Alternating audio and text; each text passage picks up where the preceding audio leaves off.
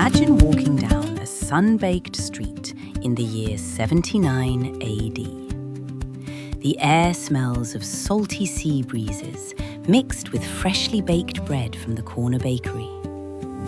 You hear the rhythmic clatter of wooden chariot wheels grinding against heavy volcanic paving stones, and the overlapping shouts of merchants selling olives, wine, and fish sauce in the bustling marketplace.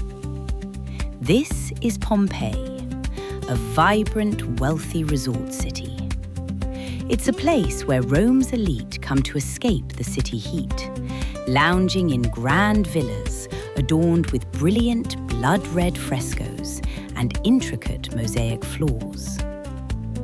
Gladiators train in the barracks, bathhouses echo with gossip, and taverns are packed with sailors and locals gambling over cups of wine. It is a city bursting with colour, noise, and life. But looming just 5 miles away, framing the city's skyline, is the green, peaceful slope of a mountain the locals call the Vesuvius. They don't even have a word for volcano. To them, it's just a mountain. They have no idea that the earth beneath their feet is a ticking time bomb, and that in a matter of hours, their vibrant city will be plunged into total darkness, silenced, and sealed away from the world for nearly 2 millennia. Pompeii's story didn't start with the Romans. It was founded around the 8th century BC by the Oscans, an ancient Italian people, because of its strategic position near the sea and its incredibly fertile volcanic soil.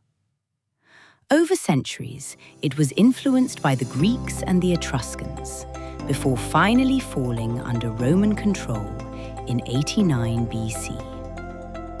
Under Rome, Pompeii flourished as a vital port town and a luxurious playground for the wealthy, growing to a population of roughly 15,000 people.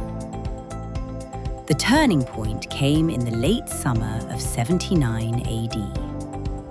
After days of minor earthquakes, which the locals simply ignored as a normal part of life in the Campania region, Mount Vesuvius catastrophically erupted.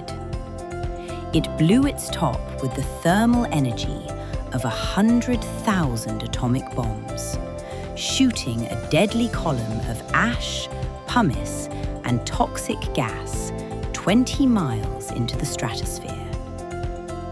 For hours, a terrifying rain of hot debris plummeted onto the city.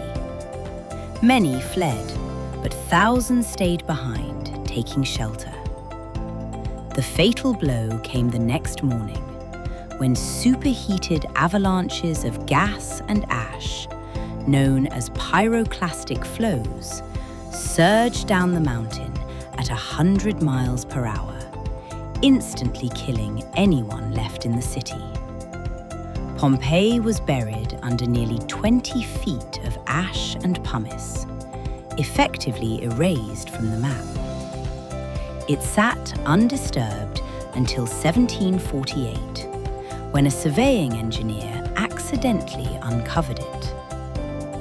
What excavators found was nothing short of miraculous, a perfect time capsule. The ash had formed a protective seal, preserving buildings, artwork, loaves of bread in ovens, and most tragically, the exact final resting poses of its victims. Today, Pompeii isn't just a site of tragedy.